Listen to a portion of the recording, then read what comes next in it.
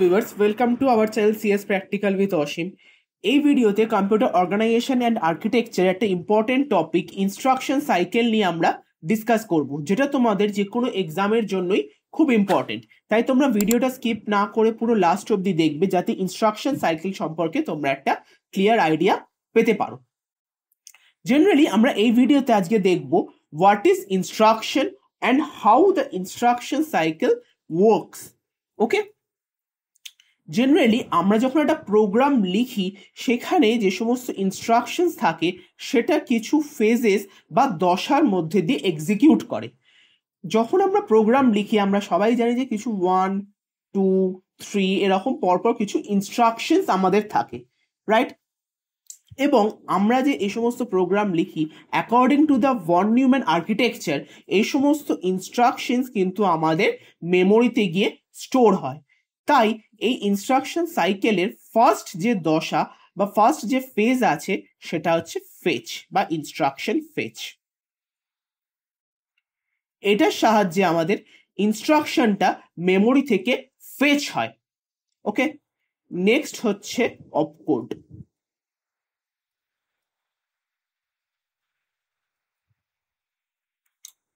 সেই ইনস্ট্রাকশনটা এক্সিকিউট করার জন্য যে সমস্ত অপারেশন থাকে সেগুলোকে ফেচ করার জন্য আমাদের ইউজ করা হয় opcode. After that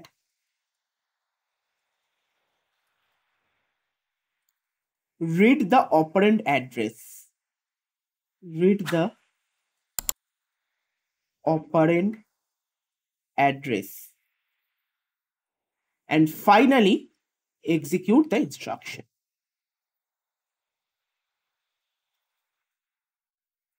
okay, execute করার পরে নেক্সট যে ইনস্ট্রাকশনটা থাকে যেটা আমাদের এগেইন মেমোরি থেকে ফেচ করতে হয়। সুতরাং এই যে অপারেশনস গুলো আছে সেইগুলো কিন্তু পরপর লুকস লাইক এ সাইকেল কিন্তু আমাদের এক্সিকিউট করে। দ্যাটস ওয়াই একে আমরা বলে থাকি হচ্ছে ইনস্ট্রাকশন সাইকেল।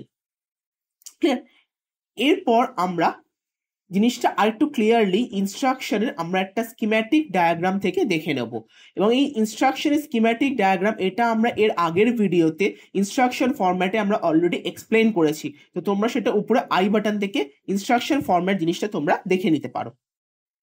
তো এগেইন আমরা একটা 16-বিট ইনস্ট্রাকশন নিচ্ছি, যেখানে ফার্স্ট 12 বিট হচ্ছে আমাদের address of the operand. Okay, next হচ্ছে opcode and finally addressing mode. এটা হচ্ছে 0 থেকে 11, নেক্সট হচ্ছে 12 থেকে 14 হচ্ছে আমাদের অপকোড, এবং 15th যে বিটটা আছে বা লাস্ট যে বিটটা আছে সেটা হচ্ছে আমাদের অ্যাড্রেসিং মোড। ওকে, এই সমস্ত ইনস্ট্রাকশনস গুলো কিন্তু ফাইনালি একটা কন্ট্রোল লজিক গেটের ভেতর দিয়ে পাস করে। কন্ট্রোল লজিক গেট জেনারেলি একটা লজিক সিগন্যাল বা কন্ট্রোল সিগন্যাল জেনারেট করতে কাজে লাগে। এটা হচ্ছে কন্ট্রোল লজিক গেট, যে আউটপুট হিসাবে একটা কন্ট্রোল সিগন্যাল জেনারেট করে।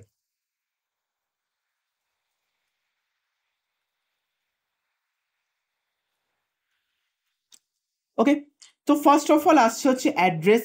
এই অ্যাড্রেসে হচ্ছে আমাদের অপারেন্ডের যে সমস্ত অ্যাড্রেস গুলো থাকে সেগুলো আমাদের এখানে স্টোর হয়। ক্লিয়ার? এরপর আসছে আমাদের 3-বিট অপকোড। সেই 3-বিট অপকোড থেকে আমরা একটা 3 to 8 ডিকোডার তৈরি করি, right? D0, D1 dot dot dot up to D7। ওকে, এবং এই সমস্ত ডিকোডারের যে আউটপুট গুলো আছে সেগুলো কিন্তু আমাদের কন্ট্রোল লজিক গেটের ভেতর দিয়ে পাস করে।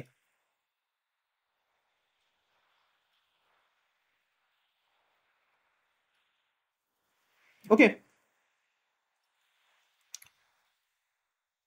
নেক্সট হচ্ছে কোন ইনস্ট্রাকশনটা কখন আসবে, কখন জেনারেট হবে, তার জন্য এখানে একটা থাকে সিকোয়েন্স কাউন্টার।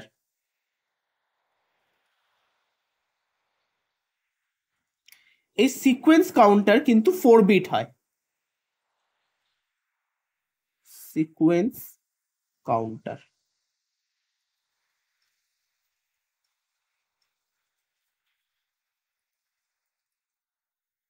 ওকে, এই 4 বিট সিকোয়েন্স কাউন্টার থেকে একটা 4 to 16 ডিকোডার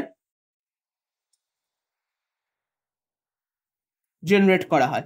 এখানে 4 to 16 ডিকোডার এই কারণে নেওয়া হচ্ছে কারণ আমরা অলরেডি দেখেছি যে এখানে যে আমরা ইনস্ট্রাকশনটা নিয়েছি সেটা কিন্তু আমাদের 16 বিট ইনস্ট্রাকশন, 4:16 ডিকোডার। এবং ডিকোডারে যে সমস্ত আউটপুটগুলো আছে সেগুলোও কিন্তু আমাদের কন্ট্রোল যে লজিক গেটটা আছে সেটার ভেতর দিয়ে পাস করানো হয়।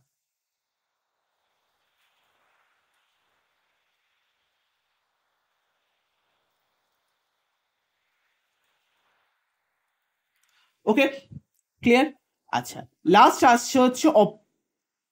আসছে হচ্ছে আমাদের অ্যাড্রেসিং মোড। অ্যাড্রেসিং মোড, এখানে অ্যাড্রেসিং মোডের সাথে একটা ফ্লিপ ফ্লপ মার্জ করে পাঠানো হয়, কারণ অ্যাড্রেসিং মোডের ভ্যালু আইদার 0 হতে পারে বা 1 হতে পারে।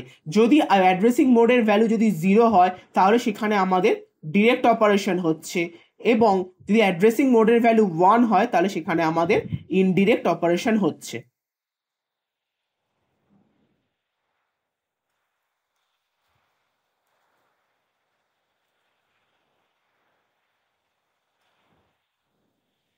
ওকে, জেনারেলি এরপর আমরা একটু এই ডায়াগ্রাম থেকে দেখে নেব যে একটা ইনস্ট্রাকশন বা সেট অফ ইনস্ট্রাকশন কিভাবে এক্সিকিউট করে। তো এই কেসে আমরা একটুখানি টাইমিং ডায়াগ্রাম বা টাইমিং মডেল দিয়ে আমরা জিনিসটা একবার দেখে নিচ্ছি। তো first clock cycle let's say T0, এইখানে প্রোগ্রাম কাউন্টারের যে অ্যাড্রেসটা রয়েছে সেটা আমাদের অ্যাড্রেস রেজিস্টারে স্টোর হলো।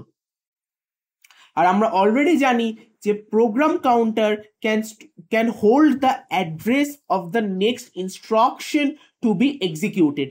ইনিশিয়ালি প্রোগ্রাম কাউন্টারের ভ্যালু আমরা 0-তে সেট করে রাখি। ওকে, তাহলে ফার্স্ট যে ইনস্ট্রাকশনটা এক্সিকিউট হবে তার অ্যাড্রেসটা কিন্তু ইনিশিয়ালি আমাদের প্রোগ্রাম কাউন্টারে ছিল, যেটা ফার্স্ট যে টাইমিং যে সাইকেলটা এসছে বা T0 যে সাইকেলটা এসছে সেই সাইকেলে কিন্তু আমাদের প্রোগ্রাম কাউন্টার থেকে অ্যাড্রেসটা, এই অ্যাড্রেস বলতে অপারেন্ট অ্যাড্রেস বোঝাচ্ছে 0 থেকে 11 যে বিটে থাকে, সেটা আমাদের চলে আসছে অ্যাড্রেস রেজিস্টারে। আফটার দ্যাট নেক্সট সাইকেলে T1 is equal to IR equal to M of AR, যে এফেক্টিভ যে অ্যাড্রেসটা থাকে আছে আমার সেটা আমাদের ইনস্ট্রাকশন রেজিস্টারে সেটা আমাদের স্টোর হচ্ছে। যে মুহূর্তে এফেক্টিভ অ্যাড্রেসটা অ্যাড্রেস রেজিস্টারে আমাদের ইনস্ট্রাকশন রেজিস্টারে এসে স্টোর হচ্ছে সেই সময় আমাদের প্রোগ্রাম কাউন্টারের ভ্যালু 1 ঘর বেড়ে যাচ্ছে। তার কারণটা হচ্ছে যে দেখো তোমরা যে প্রোগ্রাম কাউন্টার কিন্তু নেক্সট যে ইনস্ট্রাকশনের অ্যাড্রেসটা থাকে তার অ্যাড্রেসটাই কিন্তু স্টোর করে রাখে। যেহেতু কারেন্ট ইনস্ট্রাকশনটা এক্সিকিউট হচ্ছে সুতরাং প্রোগ্রাম কাউন্টারে আর সেই অ্যাড্রেসটা হোল্ড করে রাখার কোনো দরকার নেই। দ্যাটস ওয়াই নেক্সট যে অ্যাড্রেসটা এক্সিকিউট হবে তার অ্যাড্রেসটা কিন্তু প্রোগ্রাম কাউন্টার হোল্ড করে রাখছে। নেক্সট যে ক্লক সাইকেলটা আছে সেখানে আমাদের D0 থেকে যে D7 যে বিটটা রয়েছে যেটার ভেতরে অ্যাকচুয়ালি 3 to 8 ডিকোডার ইউজ করে অপকোডটা কিন্তু থাকে, যেটা ইনস্ট্রাকশন রেজিস্টারের 12 to 14 বিট এর ভেতরে যেটা থাকে। ক্লিয়ার? এই সময় অ্যাড্রেসিং মোড বা আই স্টোর করে হচ্ছে 15th bit of the instruction register, এবং অ্যাড্রেস রেজিস্টারের ভেতরে থাকে আমরা সবাই জানি যে ইনস্ট্রাকশন রেজিস্টারে 0 to 11th যে বিটের যে ডেটাটা থাকে বা যেটা অ্যাড্রেস সেটা কিন্তু আমাদের অ্যাড্রেস রেজিস্টারে স্টোর হয়। ক্লিয়ার?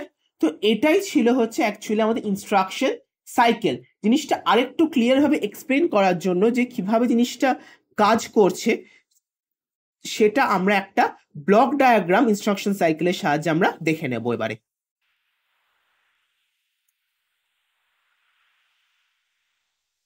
ইনস্ট্রাকশন সাইকেল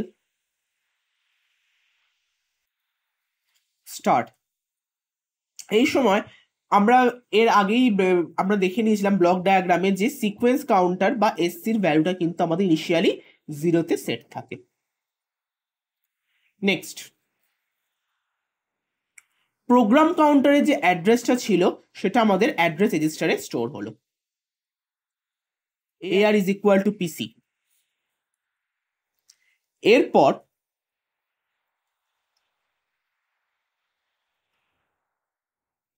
ইনস্ট্রাকশন রেজিস্টারে যে মেমোরির এফেক্টিভ অ্যাড্রেসটা আছে সেটা আমার স্টোর হলো, মানে IR is equal to M of AR, এবং এই সময় প্রোগ্রাম কাউন্টারের ভ্যালু কিন্তু আমার এক ঘর বাড়লো, PC is equal to PC plus 1। After that আমাদের যে ইনস্ট্রাকশন রেজিস্টার বা IR এর 12 to 14 বিটটা ছিল সেটা কিন্তু আমার ইউজিং 3 to 8 ডিকোডার আমার শিফটিং হয়ে গেল। দ্যাট মিনস এখানে হলো D0 to D7 এই বিটে আমার রইল হচ্ছে ইনস্ট্রাকশন রেজিস্টারের 12 to 14th বিট। আচ্ছা, অ্যাড্রেসিং মোড হচ্ছে 15th বিটটা, এবং অ্যাড্রেস রেজিস্টারের ভ্যালু হচ্ছে IR ইজ ইকুয়াল টু 0 থেকে 11। ওকে, তো দ্যাটস ওয়াই এরপর আমরা আমরা কি দেখলাম যে অপকোড যেটা ফেচ হয়েছিল সেটা আমার 3 to 8 ডিকোডারের ভেতরে শিফটেড হয়ে গেল। তো দ্যাটস ওয়াই আমরা এরপর চেক করব হচ্ছে D7 বিটটা ডিকোডারের।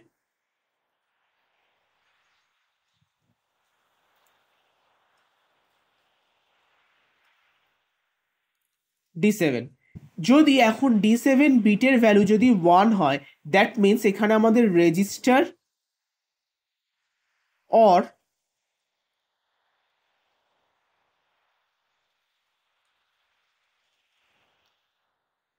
Register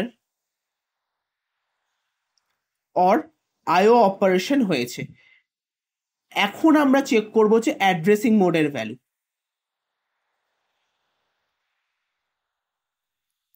okay, that means এখানে আমাদের IO অপারেশন হয়েছে। ওকে, তাহলে IOর যে ইনস্ট্রাকশন আছে সেটা আমাদের এখানে এক্সিকিউট করবে। তাহলে এক্সিকিউট IO ইনস্ট্রাকশন।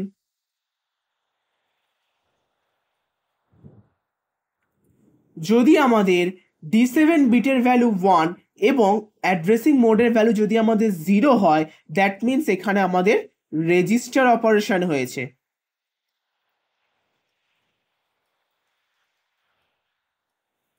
তাহলে এখানে আমরা এক্সিকিউট করাবো হচ্ছে রেজিস্টার ইনস্ট্রাকশনটাকে। Execute register instruction. ওকে, যদি D7 বিটের ভ্যালু যদি 0 হয়, দ্যাট মিনস এখানে আমাদের মেমোরি অপারেশন হচ্ছে। এগেইন আমরা চেক করবো হচ্ছে অ্যাড্রেসিং মোডের ভ্যালু। যদি আমাদের অ্যাড্রেসিং মোডের ভ্যালু যদি 0 হয়, দ্যাট মিনস এটা আমাদের ডিরেক্ট অপারেশন হচ্ছে। দ্যাট মিনস ইনস্ট্রাকশন ফরম্যাটের যে বা ইনস্ট্রাকশন রেজিস্টারের যে আমাদের অ্যাড্রেসিং যে পার্টটা আছে মানে ফার্স্ট 12 বিট, সেখানেই কিন্তু আমাদের এফেক্টিভ অ্যাড্রেসটা রয়েছে যেটার উপর আমার ইনস্ট্রাকশনটা এক্সিকিউট করবে। তাহলে এক্সিকিউট দ্য মেমোরি ইনস্ট্রাকশন। কিন্তু যদি আমাদের অ্যাড্রেসিং মোডের ভ্যালু যদি 1 হয়, দ্যাট মিনস আমাদের এখানে ইনডিরেক্ট অপারেশন হচ্ছে। দ্যাটস ওয়াই আমাদের এই যে ইনস্ট্রাকশন রেজিস্টার বা IR এর ভেতরে যে অ্যাড্রেসটা রয়েছে সেইখান থেকে আমাদের এফেক্টিভ অ্যাড্রেসটাকে ফেচ করতে হবে। ফেচ করার পর আমরা সেই এফেক্টিভ অ্যাড্রেস পজিশনে যে ডেটাটা আছে সেই ডেটাটাকে নিয়ে আমরা তখন কাজ করতে পারবো। দ্যাটস ওয়াই এখানে আমরা লিখবো হচ্ছে AR is equal to M of AR, এবং এই যে আমরা এফেক্টিভ অ্যাড্রেসটাকে যাকে আমরা ফেচ করলাম সেখানে যে ইনস্ট্রাকশনটা থাকবে তখন সেই ইনস্ট্রাকশনটা আমাদের এক্সিকিউট হবে। Execute the instruction. এবং এই জিনিসটা হচ্ছে শুধুমাত্র একটা ইনস্ট্রাকশনের জন্য। এবং আমরা প্রথমেই বলেছিলাম যে a program is consists of set of instructions. সুতরাং এই কাজটা ততক্ষণ অবধি চলবে যতক্ষণ না হল্ট ইনস্ট্রাকশন পাচ্ছে, HLT হল্ট বা স্টপ ইনস্ট্রাকশন যতক্ষণ না পাচ্ছে ততক্ষণ কিন্তু আমাদের এই যে কাজটা রয়েছে ইনস্ট্রাকশনের সেটা কিন্তু আমাদের চলতে থাকবে।